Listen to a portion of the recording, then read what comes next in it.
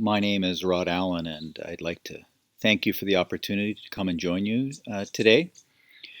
And regretfully, I'm not able to be there in person, and I would love to visit you at some point and get to know your country a little bit better. But thank you to Zani for the invitation and the opportunity to come and speak to you today. I'm coming to you this afternoon from my backyard, from my garden here in British Columbia. So to begin with, a little bit of what you might want to know about us here in British Columbia, some things that we think are quite important around what we believe about learning and students. We strongly believe here that all students can learn. We know that we have strong, excellent teachers here in British Columbia. We know that student learning is at the core of everything that we do. It is central to all of our work. We know that networks are powerful structures. We know that we learn best when we work together in groups and in teams. And British Columbia is a very strongly networked jurisdiction. We are all learners. In fact, I think if you look at the language we use to speak here in British Columbia, we rarely refer to students and teachers anymore. More and more you will hear us talk about we're all learners. Just some of us are older, in my case way older, than many of the students. And that equity is foundational. We work hard and we believe that achieving equity is important to what we do. Our rank order. In British Columbia, we do really well in the OECD PISA scoring. And you can see over the last few years that we are actually continuing to improve. And that as we look at ourselves as a jurisdiction, we rank very highly in the world. Number 1 in the world in reading, number 3 in science, and number 9 in mathematics. So we do very well. We also think of ourselves and like to think of ourselves, and perhaps more importantly, others think of ourselves as a very equitable jurisdiction. You can see that according to Pasi Sahlberg's analysis, British Columbia up in the top right-hand corner is a very equitable jurisdiction according to PISA results. And while we're proud of that, we also don't believe that tells the whole story. If you looked in many of our schools and if you asked most of our educators and people engaged in education here in British Columbia, we don't really see ourselves as being equitable. We know we have a lot of work to do around equity. And so that's still a major goal for us, something that we would really like to change. But that gets us to the point of if we're doing so well according to the major indicators, why would we change? Why would we want to do something different? And a couple of things come to mind when we think about that here in British Columbia that we've thought about over the last few years. One is the future is very hard to predict. It's hard to know what our young people will be doing when they graduate. It's hard to know what they'll be doing throughout their careers. And so how do we prepare students for a future we can't really predict?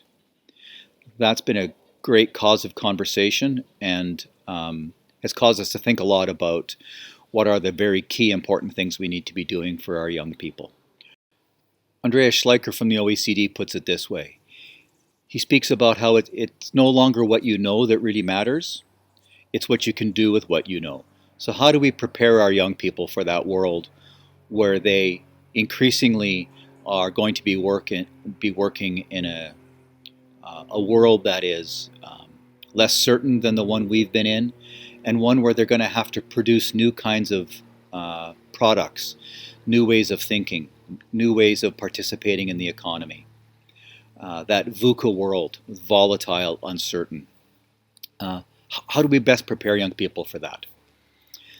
That's led us to this notion that better isn't enough. We don't just want to be better at what we do. We really want to change what we do. We want to transform. So that's the word we've been using in British Columbia. We've been using the transformation word here in BC because that's been really important for us to think about. How do we transform? And you can see improvement might be seen as fixing the road that we're on and fixing the potholes, whereas transformation is really about thinking completely differently about how we move around, how we get around, having young people prepare their own roads and plot their own journeys.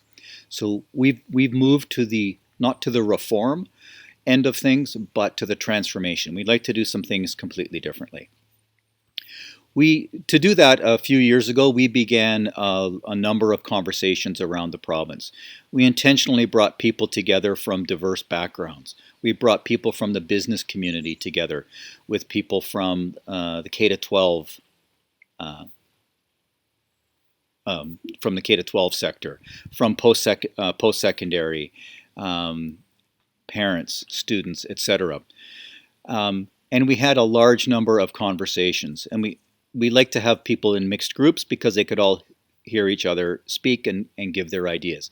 And essentially we asked them, how are we doing? Are we producing the right kind of graduates from the K-12 world? And there was surprising unanimity from that. It was amazing how much people agreed. It also, and that surprised everyone. We thought we would disagree. We thought that post-secondary would disagree with the K-12 world and the world of business and the unions involved and so on. But what happened is we all kind of agreed, and that was refreshing to hear. We realized that we wanted an increased focus on competencies. We wanted to really focus on what children and students were able to do, not just to know, but we wanted them to understand and be able to apply their learning in new and unique ways. We also came to the realization that we had to behave differently as the adults if we wanted that to happen. We needed a new relationship between government and union that was focused on the best outcomes for young people. We needed greater partnerships with post-secondary institutions. We needed greater partnerships between and among the business, post-secondary, K-12, unions, etc. So that was quite refreshing. Everyone decided they would put their shoulders to the wheel and they would work on this. We determined that and came up with a list of things that helped for us to define what an educated citizen looked like. And we knew it was more than just academic. We knew we wanted young people to think about and be able to make decisions. We wanted them to work collaboratively and cooperatively, and so on. We knew as government that meant we had to pay attention to a large number of things. This wasn't just about curriculum or assessment. It was about how we graded students, how we reported student progress, how we thought about graduation, a whole number of things. We decided first to focus on curriculum. And that, you can see a model of the curriculum there, and you can find it all online, of course. What differed with this model of curriculum for us was that it articulated the competences we wanted all of our young people to have. How did we want them to be? We wanted them to have, to be able to think. We wanted them to be able to collaborate and work together. And we wanted them to understand themselves as human beings and to understand their own personal development as well as their academic development. So we had those three competency areas that we wanted to key on. We also knew we wanted to focus on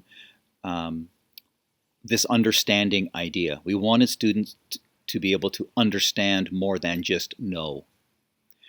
And many of our assessments, we were very good at assessing knowledge. We weren't as good at assessing understanding. And I'd say that's still something that we're working on, to be honest.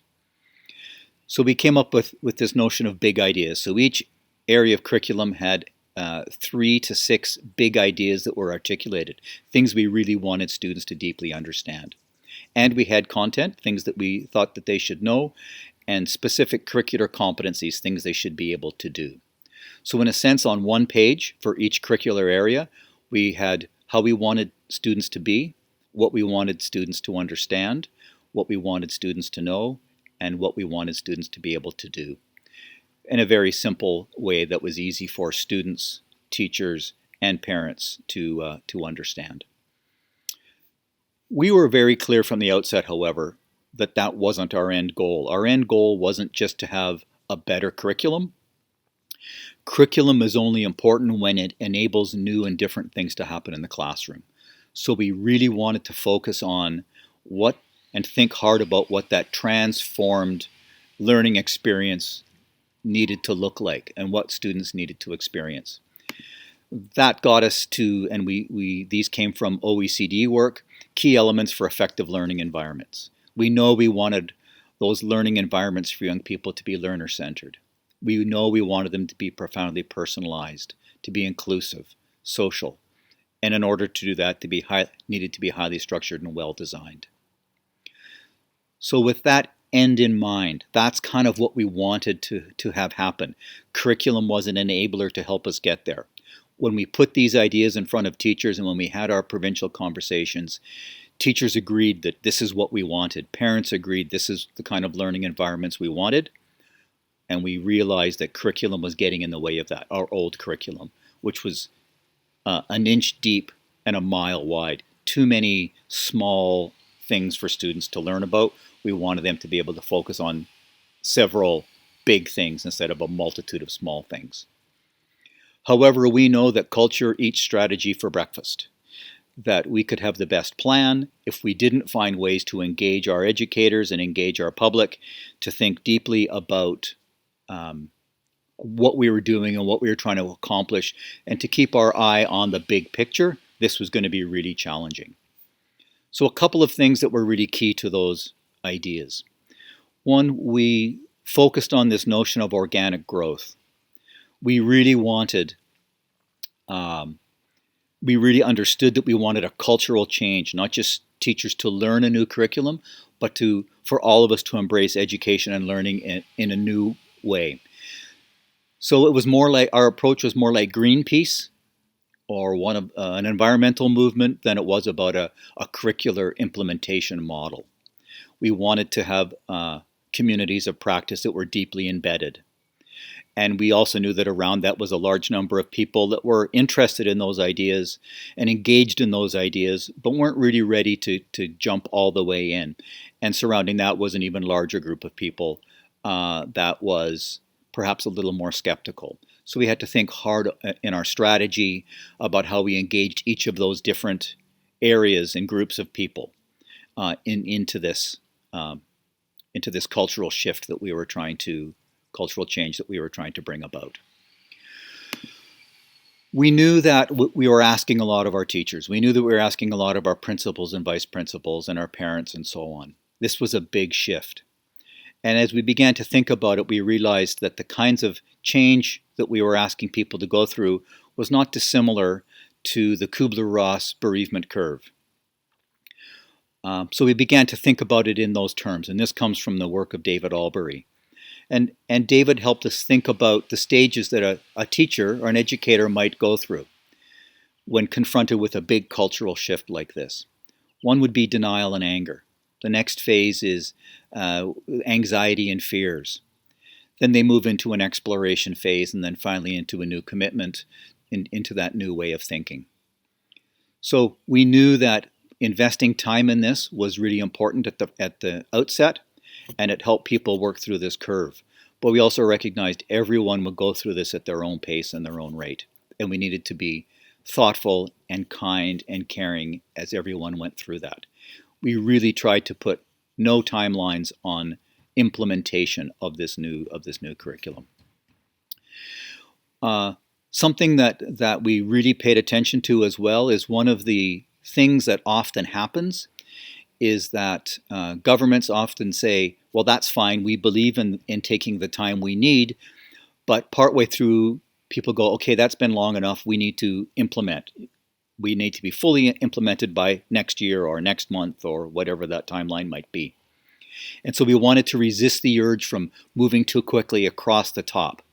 We needed to give people the time to think deeply about expressing their angers and their fears and addressing those and finding ways to be compassionate in how we did that. helping them begin to explore and play with some of those ideas. So when the new curriculum came out in draft form, we used words like, just play with some of it. Take a piece of it and try it. Just play with it. See how it feels. The other idea that was really key from this slide, from these sets of ideas, is we were asking teachers to change, not because they were bad teachers. BC is so highly placed in PISA results because we have excellent teachers. They were doing all the things that we'd asked of them over the years. So we wanted to give hospice to those old ideas, not say they were wrong or bad ideas. They were appropriate for the time. They just perhaps weren't as appropriate for the new kinds of things that we were trying to accomplish. So our theory of action, we moved from, again, social theory here, we moved from implementation to social change. We moved, instead of talking about policy, we talked about culture. And instead of talking about driving change, we talked about enabling it. This notion of social license was very key to what we were doing.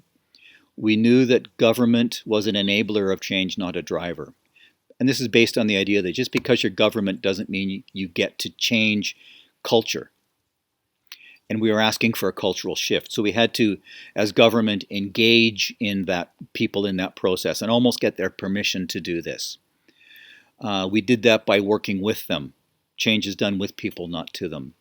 We didn't consult. We co-constructed. We built together from the beginning. And that idea that we always needed their permission for the next phase. That leads us to this notion of trust. People had to trust what we were doing. Politicians had to trust what we were doing. Teachers had to trust. Parents had to trust. Students had to trust. We had to trust each other. So we really, in order to do that, we had to hold on to that vision. We all had to trust the process that we were collaboratively engaged in, and we had to learn to trust one another. And that's not always easy, as I'm sure you know, trusting each other. I now want to share two snippets from two outstanding educators. One is Danny Morrow, who is the principal at Alexander Elementary School in Duncan. And the second person that you'll hear is Nicole Boucher, principal of a middle school here in Duncan of about 600 students. As they describe briefly a couple of things that they've noticed about how the new curriculum enabled some of those ideas that we talked about a few minutes ago around what effective learning environments are like. How is the new curriculum enabling the kind of social change that we want? I'll let them speak now. Hi, Danny. What school are you from? Alexander Elementary School. And you're a principal there? I sure am. Perfect. Danny, as you know, British Columbia's got a new curriculum and had it for a few years now, about 3 years that it's been in place. Have you noticed any changes in what's going on in your school or with your teachers that you could attribute to the new curriculum? Yes. I would have to say that there's a shift in the amount of time and energy that teachers spent concerned about covering stuff, like getting through the outcomes, I guess, and more time spent with allowing the kids to sort of evolve and nourish their I want to say social emotional needs, but that's all a part of it. You are principal of a school. Tell me a little bit about your school. I am the principal of Quamachin School, and we have about 600 students this year, and we are grades 8 and 9, so the kids are all about 13 and 14 years old. So it's a high energy, really fun, very busy school. Thanks, Nicole. Nice. As you know, in British Columbia, we've got this new curriculum that's been happening for a little bit, about 3 or 4 years, that it's been in place. Have you seen any changes in what's going on in your school that you think you could attribute to the new curriculum? For sure. Yeah, I think the change has been sort of slow over time and has gained momentum in the last year or so. So I think first I would have noticed a switch to less content-based instruction and more competency-based instruction. And certainly that the term permission to play was thrown out there in early years. And I think it took teachers a while, but they finally kind of grasped that they had permission to play. So as has been said before, teachers could open their doors and do their thing and not worry about curriculum police coming to sort of prescribe what they had to do. And more recently, actually, COVID precipitated this a bit. Teachers felt like they had permission to really move away from letter grades in the last year. So that's something I've noticed in our setting in the last probably couple of reporting periods. So since last spring, a real divorce from feeling like letter grades had to be provided, and more of a shift towards an openness to pure competency-based reporting and feedback, and an openness to different ways of communicating achievement and success to parents. How has that worked with your parents, the shift in reporting? So far, so good. Our teachers who have really kind of led the charge have done a very good job keeping parents in the loop. A couple teachers had parent nights and made a presentation to parents and really took them through and explained what they were doing in lockstep and answered all of their questions very beautifully and sort of set it in the context of sort of learning and the shift in BC and why we're doing it. So they really kind of took our parents along. And I think we're at a place now where elementary school has been living this for a while now. So our students are coming to us from elementary with that experience. So the parents are kind of versed in the new ways of reporting and the new ways of doing. So it hasn't been a challenge for us. Parents have been on board. Thanks, Nicole. Thanks, Danny, for those words. So things are working quite well. The curriculum is out. It seems to be working. And it's beginning to achieve the kinds of things we want. We know that those will take a while. However, while those things are playing out on the longer term, also want to think about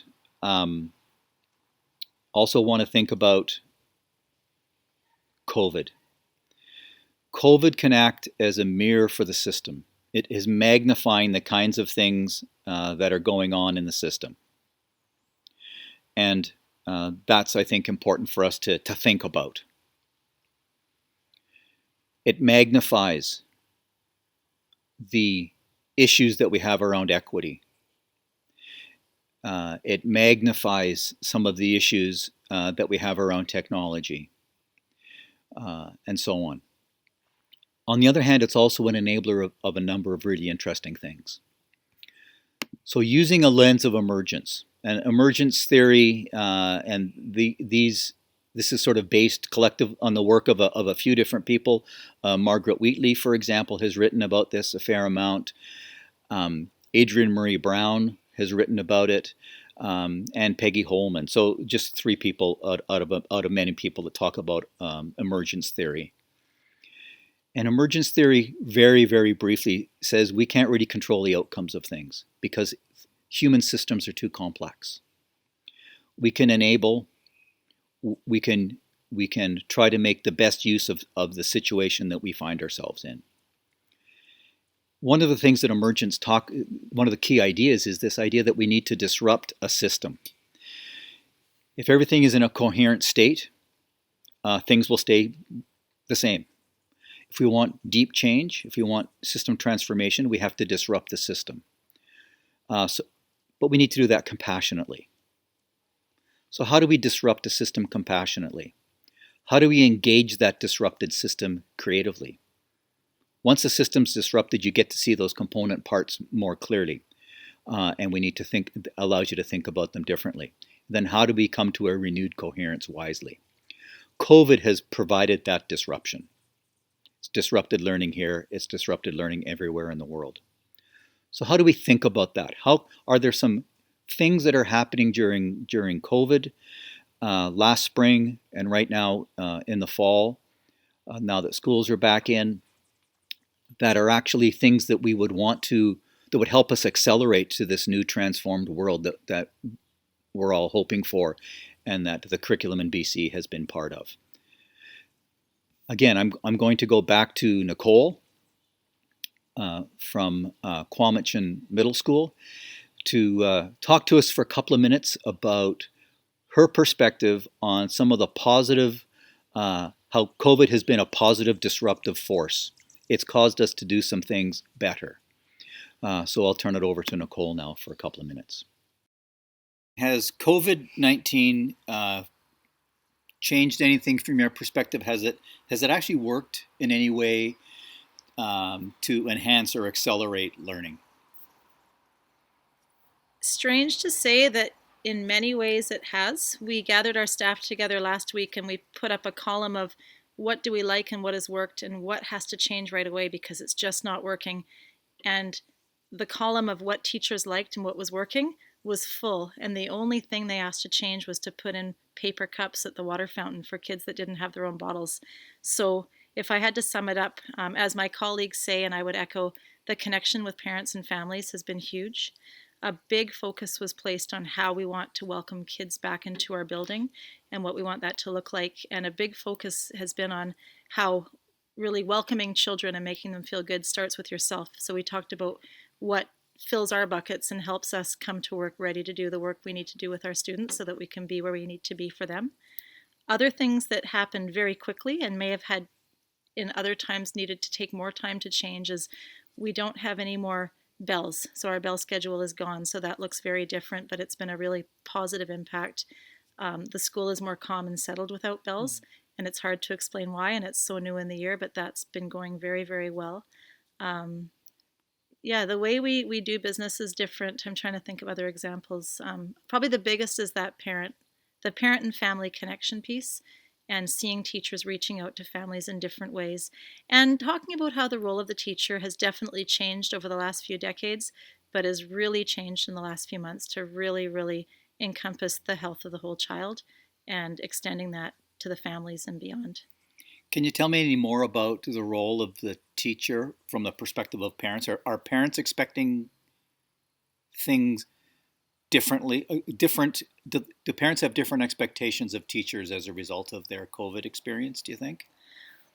I would say sort of that traditional role of the teacher in the eyes of many teachers and parents was sort of really kids go to school to learn and they tackle curriculum and the teacher teaches the child. And when teachers reached out to parents in April and May, sort of for the first time at the beginning of the pandemic when we were back to school, the parents weren't expecting it, but they were really overwhelmed and really appreciative of that outreach, and it made more of an impact than any of us thought it would. And we found ourselves as educators and teachers learning more about families than we ever expected to learn, and families opening up more and sharing more to the overall, I think, benefit of the families and the kids and the whole system. And so I think parents have now come to expect a bit more of a level of involvement and expectation from the school, but it hasn't been a negative thing. So I think the more outreach we do, the more outreach is expected, but the more it's appreciated. And I would say we've had like an overwhelming amount of parents expressing gratitude to the school. And they use the terms, thank you for all that you do. And I would say right now, all that we do probably is above and beyond what we would have ever normally considered doing in our capacity as a school. Thanks, Nicole. That was helpful. The ISTP, the International Symposium on the Teaching Profession that meets every year and works in collaboration with the OECD, a few years ago put out a paper on innovation, how innovation happens in schools and systems. And they landed on these three ideas. They said there's four key elements that often happen that we lean on when we're trying to get to an innovative state. Often we land on the first one, changing pedagogical approaches. But they say that's not enough for change. If we do different things but in exactly the same system, we're going to get more or less the same results. And they urge us to think about regrouping adults, regrouping learners, and rescheduling learning. Certainly COVID has caused those last three things to happen, as well as the first. We've regrouped our schools and reorganized them. We have regrouped our learners into cohorts and into family groupings and a variety of strategies to support healthier learning, healthier, safer systems, and certainly rescheduled learning. So that's another example, along with Nicole's, about how COVID can be seen as a positive force through this. That's a lot of information I've given you over the last couple of minutes, and I apologize for how fast that was. Thank you for allowing me to spend time with you. Thank you for the invitation to come and meet with you. Thank you from the beautiful Cowichan Valley, where I have the privilege of living and working. And I look forward to talking with you again. Thanks very much.